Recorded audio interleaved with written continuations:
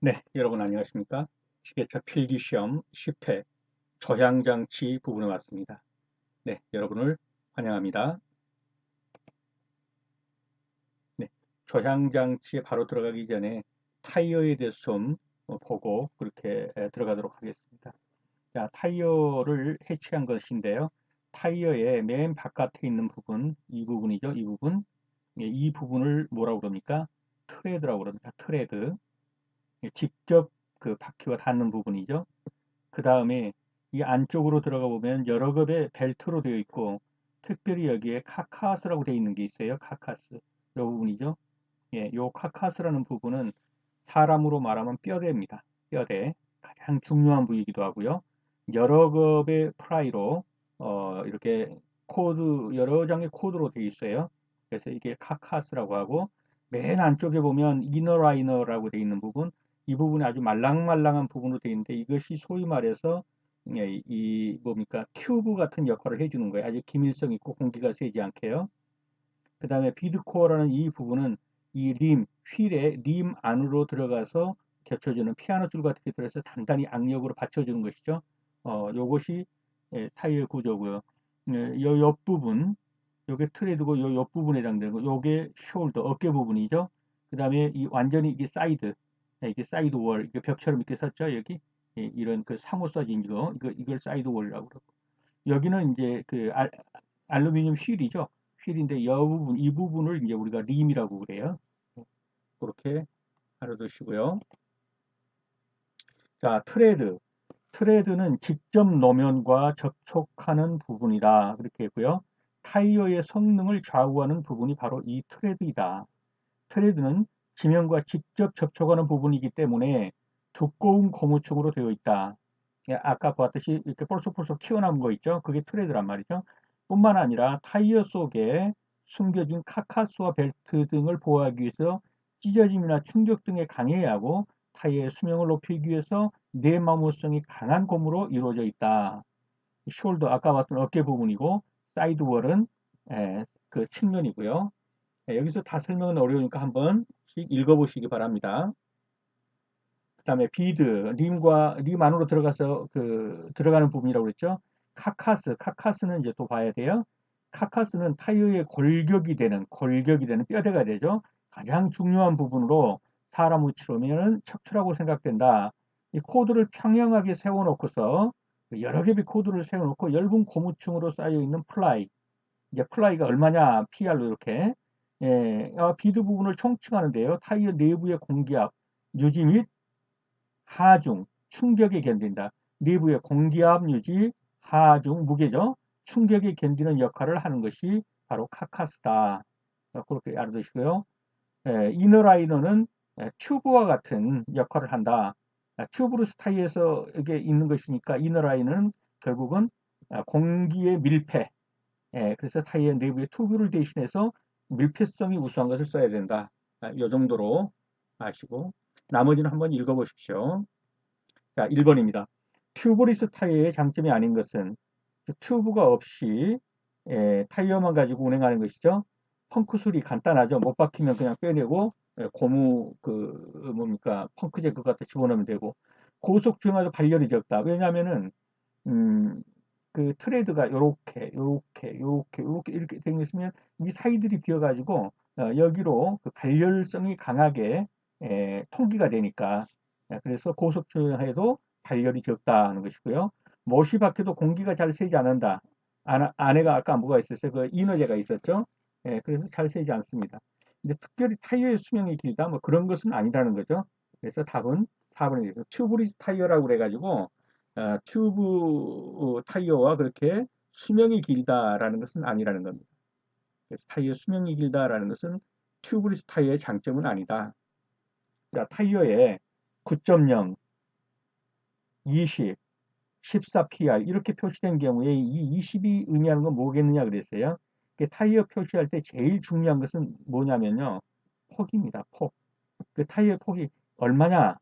그 다음에 이제 내경은 얼마냐. 그 다음에 이 PR 수는 얼마냐.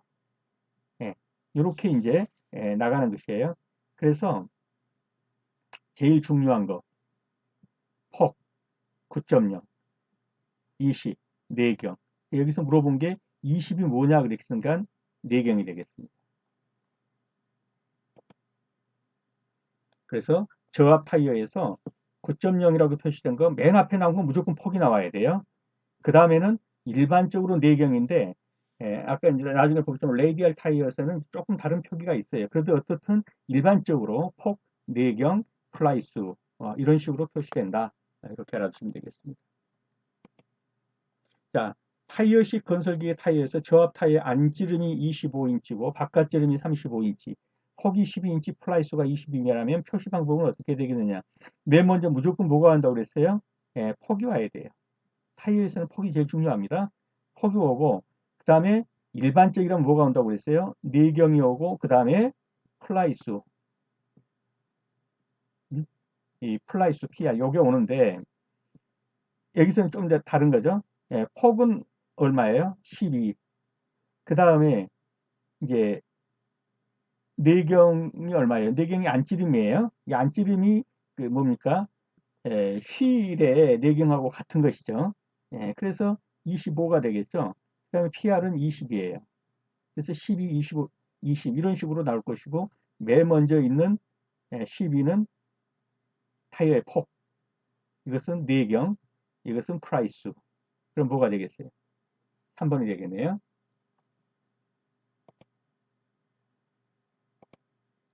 자, 4번입니다. 이제 레이디얼 타이어예요. 레이디얼 타이어에서 185-슬러시 55R15 85H 이렇게 표시되었다면 이 15가 의미하는 게 뭐겠느냐 그랬어요. 그냥 일단 알아둘 것은 이 R은 뭐냐면 이 타이어의 종류예요. 그래서 R이란 건 레이디얼 타이어죠, 이게. 예, 타이어의 종류. 그 다음에 15 이렇게 나오는 건 무조건 이것은 내경입니다. 인치로 나와요. 그래서 R15 그러면 레이디얼 타이어 내경 15인치 이렇게 됩니다. 그러니까 레이디얼 타이어가 예를 들면 타이어가 이렇게 되어 있다고 합시다. 요렇게 되어 있다면 뭐 이게 이제 여기 뭐 트레도 있고 뭐 이렇게 되겠죠. 그러면 내경이라는 건 뭐예요? 요 지름. 네. 요게 내경이라고. 이게 15인치다 이 말이에요. 인치로 하니까. 15인치. 자, 레이디얼 타이어에 185. 그럼 185는 뭘까요? 무조건 맨 먼저 나온 거는 뭐라고 했어요? 타이어의 폭이라고. 그 다음에 이렇게 나고 슬롯이 55 그랬어요. 이 55는 뭘까요? 이게 바로 편평비예요. 편평비인데 혹시 물어볼지 모르니까 편평비는 어떻게 구하냐면 W분의 H예요. 이 W는 뭐냐면 이 타이어가 이렇게 생겼으면 이 폭이 와이드. 예? 이게 W예요. 이 폭. 그 다음에 H는 뭐냐면 이 높이예요. 높이. 그러면 폭이 넓을수록 이 편평비는 낮아지겠죠. 분모니까.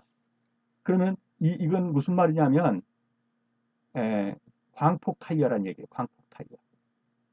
그러니까 결국적으로 편평비가 낮아질수록 뭐예요? 이 폭이 넓은 거니까 광폭 타이어다. 그렇게 보시면 돼요. 광폭 타이어. 그러니까 편평비가 60하고 55는 어떤 게 더 광폭이겠어요? 55가 더 광폭이에요. 폭이 더 넓은 거니까. 그 다음에 이 85라는 것은 뭐냐면 이게 하중 지수예요. 하중을 얼마나 받느냐. H는 뭐예요? H는 이건 시속이라는 얘기예요. 시속. 뭐 180km 아워 이 H 시속이다. 시속 최대 시속 얼마까지 갈 수 있냐 이 타이어로 이런 말이에요. 그래서 아까 본 185는 타이어 폭, 55는 편평비, 그 다음에 R15에서 R은 타이어의 종류, 레이디얼 타이어고 15는 타이어의 내경이다. 그 다음에 85는 하중지수고 H는 속도기요. 여기서는 210km/h 그러면 이 타이어로는 210km까지 달릴 수 있습니다. 이런 말입니다. 그래서 여기서 물어본 것은 15가 뭐냐 그랬으니까 R15 그러면 레이디얼 타이어 내경 15인치짜리 이런 말입니다. 5번입니다. 타이어식 건설기기 장비에서 평소에 비해서 핸들이 무겁다. 조작력이 더 요구된다 말하면 더 힘이 들어간다는 얘기예요. 핸들 돌리려니까. 그때 점검해야 할 사항은 뭐냐? 그렇죠. 공기압을 봐야죠. 만약에 공기가 다 빠졌다 그러면 엄청 무겁겠죠. 기어박스 내 오일량. 그렇죠? 예, 이게 이제 그 오일로 돌아가는 거니까. 예, 그다음에 앞바퀴 정렬. 이것도 관계가 있겠죠? 타이어 트레드 모양. 글쎄요. 타이어 트레드가 뭐, 예? 예, 타이어가 이렇게 됐다면 이 트레드가 뭐 이런 식의 모양도 있을 것이고, 그죠? 또는 뭐 어떤 식의 다른 모양도 있을 수 있겠죠. 음, 뭐 어떤 모양인지 모르겠지만 뭐 이런 식의 모양도 있고, 이 트레드가 어떤 모양이냐에 따라서 예, 그 핸들이 무겁다, 가볍다, 뭐 이건 아닌 것 같아요. 그렇다면 답은 4번이 되겠죠.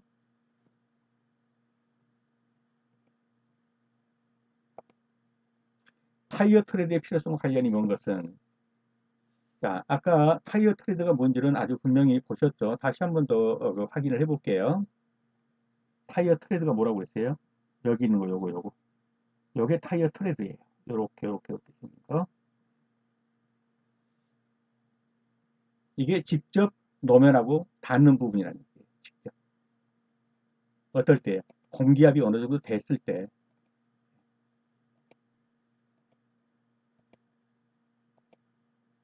자, 타이어 트레드의 필요성과 거리가 먼 것은 타이어가 옆방향으로 미끄러는 걸 방지한다. 맞습니다.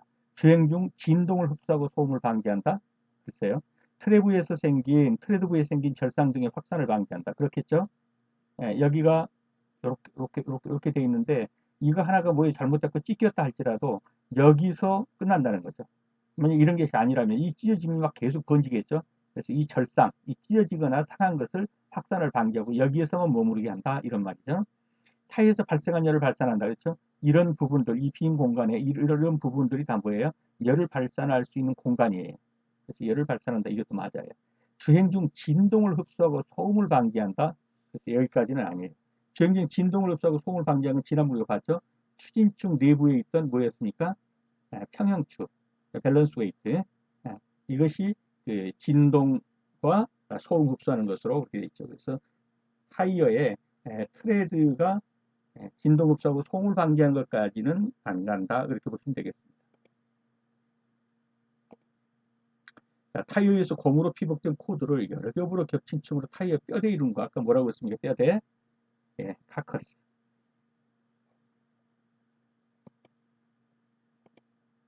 자, 타이어 구조에서 노면과 직접 접촉하여 아까 뭐라고 그랬어요? 예, 트랩. 그리고 적은 슬립으로 견인력을 증대시키는 부위 직접 접촉 예, 슬립으로 견인력 증대시킨다 트랩. 자, 타이어의 공기 압력에 관한 설명이다. 알맞은 것은 공기 압력이 높으면 조향 핸들이 무겁게 된다. 그럴까요? 공기 압력이 빠져야 그렇죠. 펑크 난다든가 뭐 이렇게 돼서 공기 압력이 빠져버려야 조향 핸들이 무겁지. 공기 빵빵히 넣는데 예, 무겁다. 그건 아닌 것 같고요. 공기 압력이 낮으면 타이어의 수명이 길어진다. 그럴까요?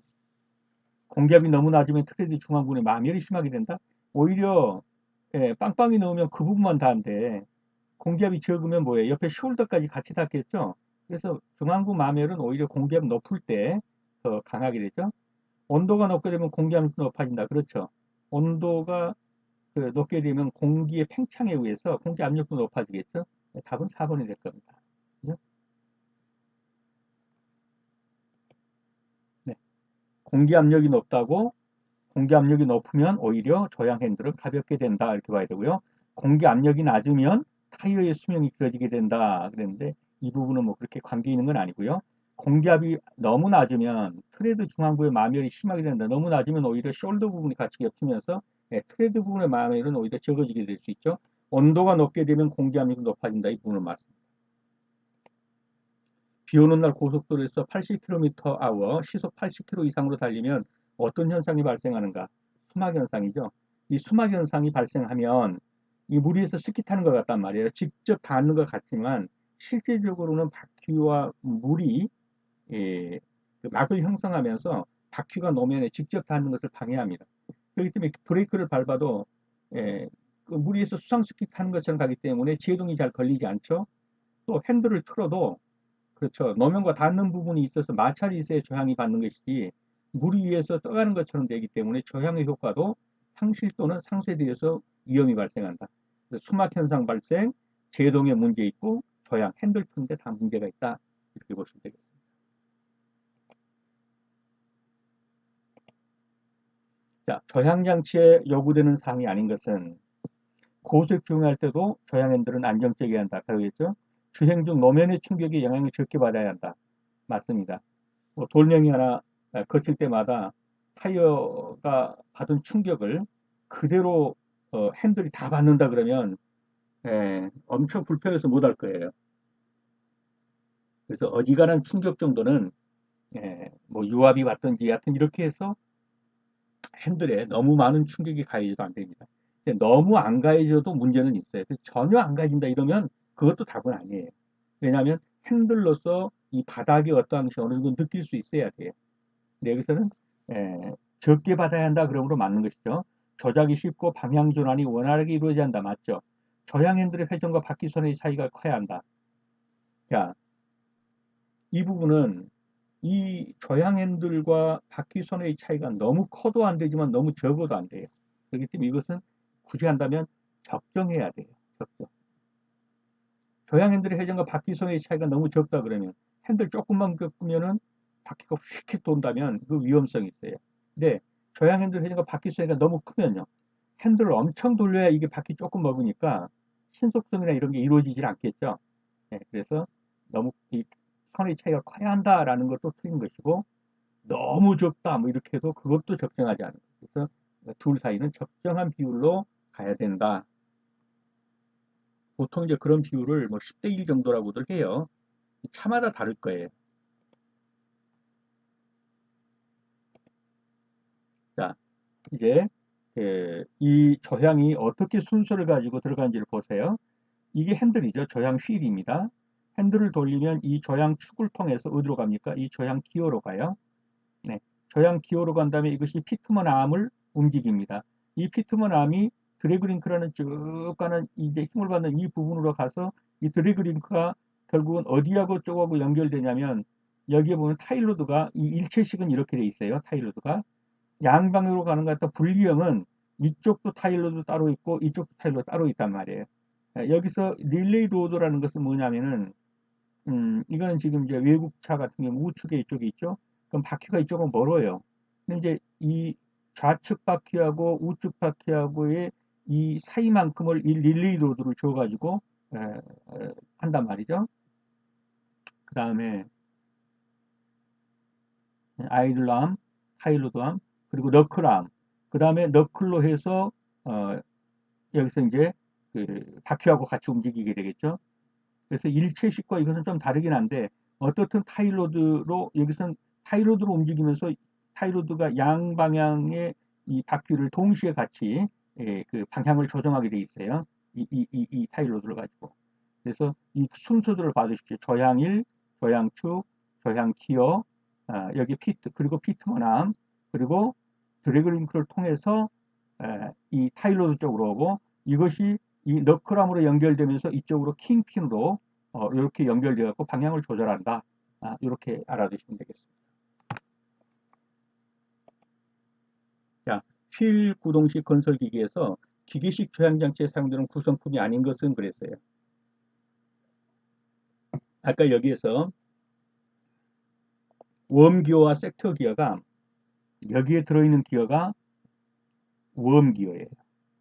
이 웜기어가 섹터 기어하고 물려가지고 뭘 돌리냐면 여기 피트먼 암을 돌린단 말이에요. 이 피트먼 암의 각도가 이쪽으로 전달되어지면서 이 바퀴를 이렇게 움직이기도 하고 이렇게 움직이기도 하는 거예요. 그러면 휠 구동식 건설기기에서 기계식 조향장치의 사용되는 구성품이 아닌 것은 그렇습니다. 웜기어 섹터의 타이로드 엔드 아까 봤죠. 마지막 그 타이로드 엔드가 이제 타이로드의 끝부분에 달린 것이 타이로드 엔드예요. 이 타이로드 엔드가 또 이제 이 볼기어하고 해가지고 이 그 알루미늄 휠 쪽으로 이렇게 붙은단 말이죠. 그래서 웜기어, 섹터기어, 타이로드 엔드는 다 저향장치예요. 근데 하이포이드 기어는 저향장치는 아니에요. 이것은 감속 기어의 일종이에요. 하이포이드 기어는. 그래서 하이송이는 종감속기에 사용하는 것으로 기계식 조향장치는 들어가지 않아요. 그래서 이 기계식 조향장치에서 들어가는 것들을 논도장을 찍어 놓으셔야 돼요. 여기는 핸들, 조향 휠, 조향 축, 그 다음에 기어가 있는데 이 기어는 웜기어와 세큐기어로 되어 있고 이 기어가 피트먼 암을 돌리면 이 피트먼 암이 이 드랭크릭을 통해서 타이로드 쪽으로 움직이면서 이것이 이쪽에서 킹핀으로 해가지고 예, 이렇게 방향선회를 하더라. 예, 이 정도의 그 순서를 알아두시면 되겠어요.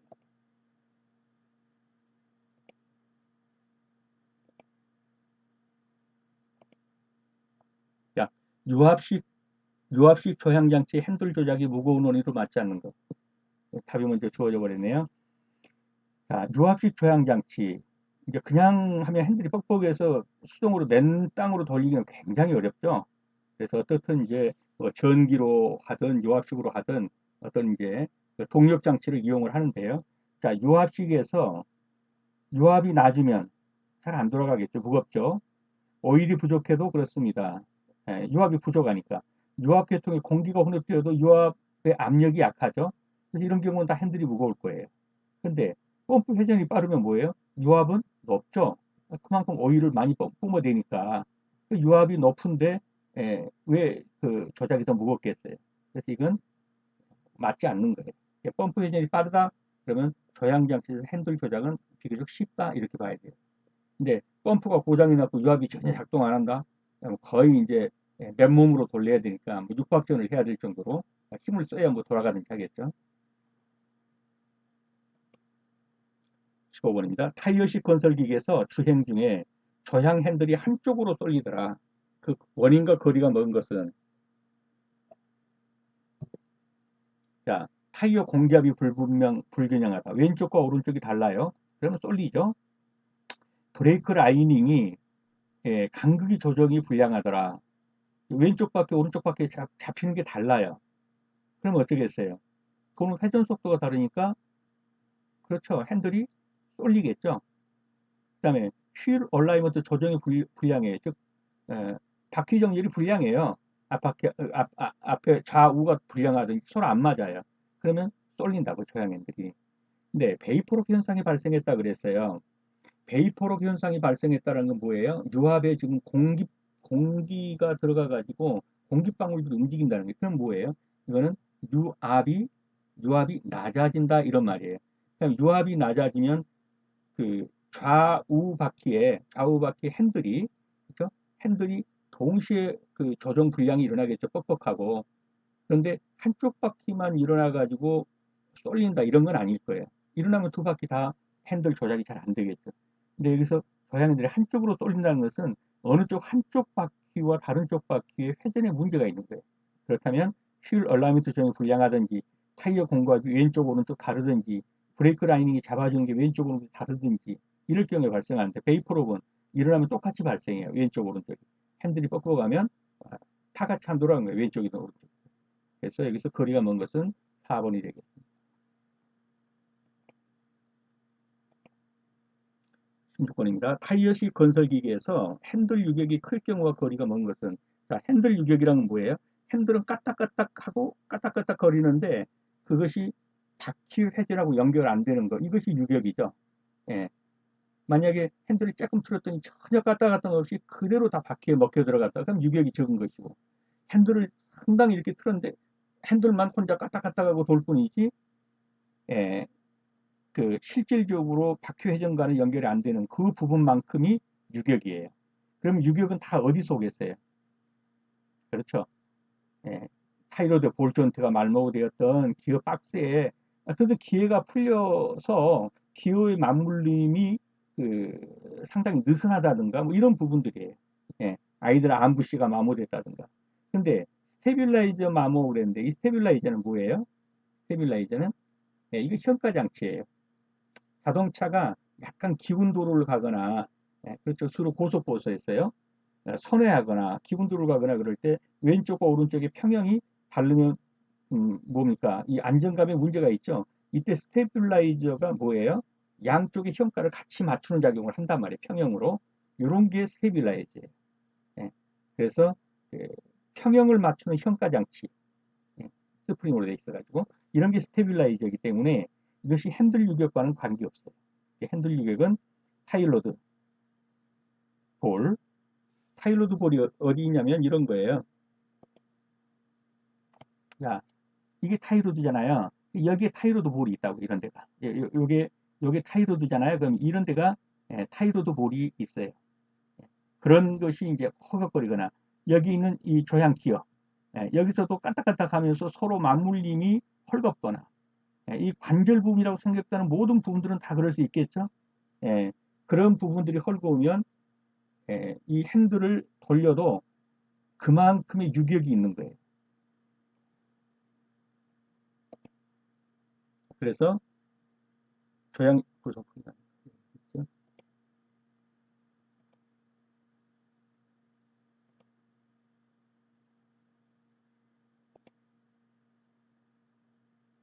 네, 그 정도로 하고요. 17번 조향기구 장치에서 앞 엑셀과 조향 너클 사이를 연결하는 것은 무엇이냐? 이건 우선 답부터 찍을게요. 킹핀이에요.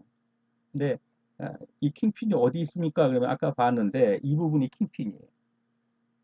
여기서 뭘 물었어요? 조향 너클하고 타일로드하고 겹치는 데 있다 이렇게 했으니까 그죠? 이게 그 타일로드고요. 요거는 지금 이제 피트모터 암이 이쪽으로 와서 이 타일로드 연결돼 가지고 킹핀하고 연결돼서 조향을 이룬단 말이에요. 여기에서 이제 묻는 것이 이 킹핀 여기 있는 거예요. 자, 그래서 조향기구에서 장치 앞 엑셀은 어디였어요? 엑셀은 이거예요. 이 부분. 이 안에서 뭐가 들어가요? 예, 이 차축이 돌아가는 거예요. 그래서 바퀴를 돌려야 되니까 여기에 지금 붙어 있는 것하고 이 킹핀하고 이렇게 연결됐다는 말이에요. 그래서 요거는 그냥 문자 그대로 그냥 외워두세요. 대강 위치가 그렇다는 거 하시고 아벡슬과 조향 너클을 연결하는데 그 연결하는 그것이 무엇이냐 그러면 킹핀이다. 그러니까 대강 위치는 아까 보셨던 그 바퀴 있는 거죠. 앞 엑셀 타일로도 있고 거기서 엑셀과 조향 너클을 연결하는 그 부분 킹핀 그렇게 알아두시면 되겠습니다. 자, 타이어식 건설기기에서 조향 바퀴의 토인을 조정하는 것은 무엇이냐 그랬어요. 예, 우선 답부터 찍으면 타일로드예요. 자, 이제 조향 바퀴 휠 얼라이먼트를 하는데 이 휠 얼라이먼트를 할 때 주로 무엇을 조정해서 하냐면은 이 타일로드를 가지고 조정해서 한단 말이에요. 그 다음에 이제 토우인이라고도 하고 토인이라고도 하죠. 토인이 뭐며 캠버가 뭐며 이제 이런 걸 좀 볼 텐데 우선 토인이 뭐냐 이렇게 하면은 토인은 토는 뭐예요? 이게 발가락 끝과 같은 거예요. 그래서 앞바퀴를 보니까 앞바퀴가 이런 식으로 예, 이쪽 거리가 이쪽 거리보다 짧은 거, 그죠? 이쪽 거리가 이쪽보다 짧은 거. 바퀴가 이렇게 정렬되어진 거. 예, 너무 많이는 됐지만 어쨌든 조금 잘 그려볼까요? 이런 식으로 이렇게 이쪽 거리와 이쪽 거리에서 이쪽 거리가 짧은 거. 발가락 끝 모양으로 생겼죠, 토인. 예, 이것을 토인이라고 해요, 토인. 그럼 이제 왜 이런 토인으로 얼라이먼트를 해야 되냐 하는 건 이제 조금 이따 다시 이제 뒤에서 볼게요. 타이어식 건설 기계에서 조향바퀴의 토인을 조정하는 것은 그랬어요. 토인을 조정하는 게 뭐라고 그랬어요? 바로 요 타일로드. 여기서는 여기에 있는 타일로드. 이것이 이 바퀴를 이렇게를 조정하는 것이 뭘로 한다? 이 토인을 가지고 길이로 조정을 한다 이런 말이에요. 길이로 이 바퀴를 앞쪽으로 이렇게 모이게 하는 이것을 뭐가 한다? 타일로드를 가지고 하더라. 그다음에 타이어식 휠라이먼트에서 토인의 필요성과 거리가 먼 것은 왜 토인을 하냐 이거죠. 예, 미끄러지지 않기 위해서 맞습니다. 타이어 이상마멸 방지하기 위해서 맞습니다. 조향바퀴가 평행하게 회전시킨다 맞습니다. 조향바퀴에 방향성을 준다. 방향성을 주는 것은 핸들로 조작하는 거예요. 그래서 이것은 맞고 이것은 틀린 것입니다. 필요성과 거리가 먼 것입니다. 그래서 바퀴가 옆방향으로 미끄러진 것을 방지하고 타이어의 이상마멸을 방지하며 조향바퀴를 평행하게 회전시킨다. 이 정도는 이해가 안 가셔도 그냥 그 머릿속에 암기는 해 두셔야 돼요. 조향 바퀴의 방향성이라는 건 핸들 틀어서 가는 것이지 토인 해갔다고 그래가지고 뭐 왼쪽으로 잘 가고 오른쪽으로 잘 가고 이런 건 없어요. 일단 그렇게 보시고요. 자, 토인을 보겠습니다. 여기가 이 바퀴 하나인데 이 바퀴가 이제 어떻게 생겼을까요? 뭐 이렇게 생겼겠죠. 이렇게 이제 생겼는데 이거를 이런 식으로 한다 이거예요. 여기가 이렇게 줄어들게, 그죠? 예. 이렇게 토인, 그러니까 이 뒤쪽이 앞쪽보다 더 큰 거예요. 어디서 봤을 때? 위에서 평면도로 봤을 때. 위에서 평면도로 봤을 때. 이게 토인이다. 이렇게. 그 토아웃은요. 여기가 더 벌어지는 거예요. 오히려 어떻게 돼요? 이런 식으로 이렇게 벌어지는 거예요. 예, 이건 아주 안 좋은 거예요. 그래서 이 나올 때부터 이렇게 토인에 어느 정도 각도를 줘서 나오고 또 이걸로 이렇게 휠을 라이면서 조정을 한다 이렇게 보시면 되고요. 캠버 그랬어요. 캠버는 뭐냐면 이제 그 바퀴 자체를 바퀴 자체 이 경사각이에요. 그죠? 이게 이해가 되실지 모르겠어요. 그러니까 바퀴를 윗부분이 더 벌어지게 하고 아랫부분이 더 오므라들게 하는 거예요. 그러면 위에서 하중이 내리받을 때 어떻게 돼요? 그 하중을 겨뤄지는 있는데 만약에 이렇게 바퀴가 윗부분이 안쪽으로 들어가고 이게 바깥으로 하중이 내리받으면 어떻게 되겠어요? 굉장한 압력으로 힘이 이렇게 뻗쳐버리겠죠? 네, 그런 문제가 돼요, 이게. 그래서 이 캠버라는 것은 이 바퀴의 경사각으로 한번 생각을 해보세요. 그림을 잘 못 그리니까. 여기도 캠버를 이렇게 표시를 했잖아요. 이렇게 놓고 보면 윗부분이 벌어지는 거예요. 토우는 앞부분으로 바퀴가 모이는 것이고, 캠버는 정의 캠버, 부의 캠버가 있는데, 어쨌든 캠버는 이렇게 수직으로 놓고 볼 때 이렇게 벌어지는 거. 요걸 캠버라고 한다. 그렇게 알아두시면 될 겁니다. 좀 수정을 하고 하겠습니다.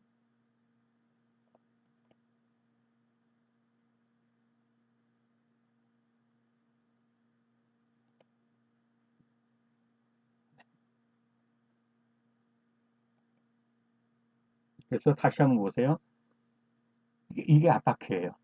이게 이렇게 오면 앞바퀴가 이렇게 보이시죠? 이렇게 줄어들었죠? 뒷바퀴 이 뒤쪽이 더 높죠? 요걸 토우인 상태라고 하는 거예요. 그 다음에 이 바퀴가 이렇게 벌어지는 거. 요걸 이제 캠버각이라고 그러는 거죠. 이렇게 벌어지는 걸 캠버각. 토인과 토아웃을 보세요. 토인은 이렇게 앞이 오므라드는 것이고 토아웃은 앞이 벌어지는 거예요. 이렇게 되면 저향이 아주 안 먹어요. 토아웃처럼 벌어지면. 이렇게 안으로 오므려져야 저향이 잘 먹는단 말이에요. 핸들을 틀어도 잘 먹어요. 이렇게 해야 이렇게 돼야 타이어 이상 마멸도 좀 방지하고 핸들도 잘 먹고 그런다는 거예요. 자, 그래서 휠 얼라이먼트 요소를 보죠. 먼저 캠버예요. 앞바퀴를 위에서 보면 바퀴의 윗부분이 아래쪽보다 더 벌어져 있어요. 윗부분이 아래쪽으로 이렇게 오므린단 말이에요. 이렇게 벌어지는데 이 벌어진 바퀴의 중심선과 이 각, 이 벌어진 각, 이걸 캠버각이라고 그래요. 예, 그 각도를 캠버라고 하는데 이 캠버를 두는 목적은 조향 핸들을 가볍게 한다. 그 다음에 수직 방향의 하중인 앞차축의 힘을 방지한다. 만약에 이게 이렇게 벌어졌다면 누르면 예, 문제의 차축이 힘을 받아서 안 돼요. 그래서 앞차축의 힘을 방지하려면 어떻게 된다? 위가 넓고 아래로 좁혀지는 경사각을 이렇게 둬야 된다. 하중을 받았을 때 앞바퀴 아래쪽이 벌어지는 것을 이걸 부의 캠버라고 그래요. 예, 이런 식으로 된 거. 이걸 부의 캠버라고 그러고 요거를 뭐라고 그래요? 정의 캠버라고 그래요. 정의 캠버. 다음 캐스터. 캐스터는 뭐냐면 앞바퀴를 옆에서 보았을 때, 앞바퀴를 이렇게 옆에서 보았을 때 킹핀이 여기 수직이라고 보면 여기를 수직이라고 보면 킹핀이 이쪽으로 갔느냐 이쪽으로 갔느냐에 따라서 이쪽으로 가면 정의 캐스터, 이쪽으로 가면 마이너스 부의 캐스터 이렇게 말한다. 이 캐스터가 하는 역할은 뭐냐면은 바퀴의 복원성이에요. 핸들을 튼 다음에 쭉 놓고 주르륵 하게 되면 핸들 툭 풀리죠. 이게 이제 캐스터의 역할이에요.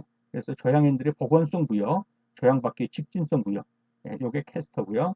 다음 토우인 아까 봤죠? 앞바퀴를 위에서 아래로 보았을 때 앞쪽이 뒤쪽보다 좁혀져 있는 상태. 앞쪽이 뒤쪽보다 이렇게 예, 좁혀져 있는 상태. 이쪽이 더 넓고 이쪽이 더 좁은.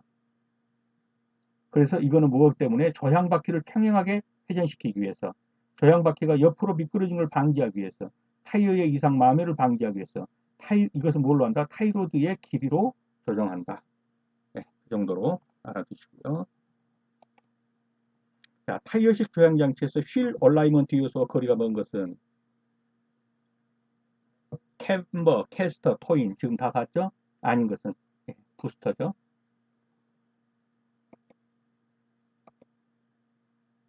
자, 다시 한번 이 부분에 눈도장을 찍어 두시고요.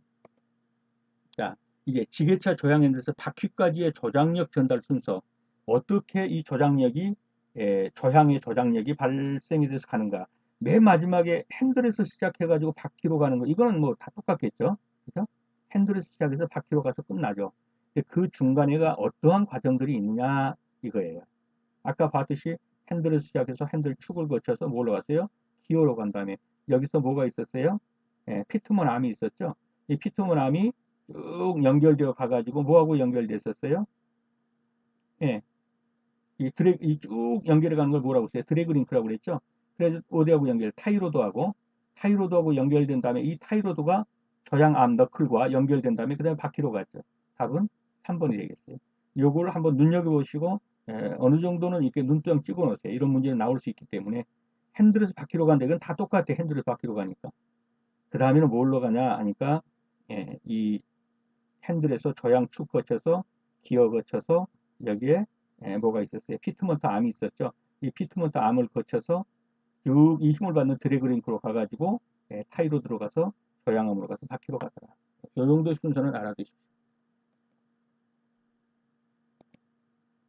자, 타이어식 건설기계에서 저양 핸들을 이레전시켰더니 피트먼 암이 60도 움직였다. 저양 기어비는. 자, 여기에 핸들이 있고 저양축이 있고 여기에 이제 웜기어가 있어요. 이 웜기에서 여기 이제 피트먼 암이 있단 말이에요. 이 피트먼 암이 쭉 로드를 타고서 이제 타이로드로하고 연결되는데 이것이 한 바퀴 돌았어요. 이게 한 바퀴 돌았다면 360도를 돈 거예요. 근데 피트먼 암이 얼마를 돌았다는 거예요? 60도를 움직였다는 거예요. 이 피트먼 암이 60도는 그대로 바퀴로 가가지고 바퀴를 60도를 돌려요. 이 바퀴를.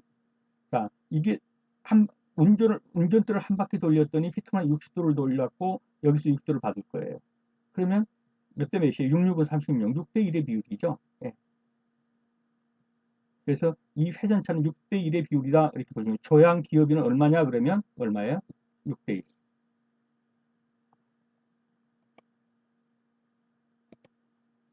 23번입니다. 타이어식 건설기계 장비에서 토인에 대한 설명으로 틀린 것은 자, 토인 아까 봤었죠? 토인 조정이 잘못되면 타이어가 편마모된다. 맞습니다. 토인은 반드시 직진 상태에 측정해야 합니다. 맞습니다. 토인은 직진성을 좋게 하고 조향을 가볍게 합니다. 맞습니다. 토인은 좌우 앞바퀴의 간격이 앞보다 뒤쪽이 좁은 것이다? 아니죠. 뒤가 넓고 예, 앞이 좁죠. 앞보다 뒤쪽이 좁다면 어떻게 된다는 얘기예요? 이런 식으로 생각해요. 이건 토 아웃에 대한 얘기예요. 토 아웃. 예. 이렇게 되면 조향이 무겁게 되고 여러 가지 문제가 발생해요. 이 토인으로 조정을 하는 거라. 토인은 앞부분이 뒷부분보다 좁아요. 그래서 앞보다 뒤쪽이 좁다 그랬기 때문에 틀린 거예요.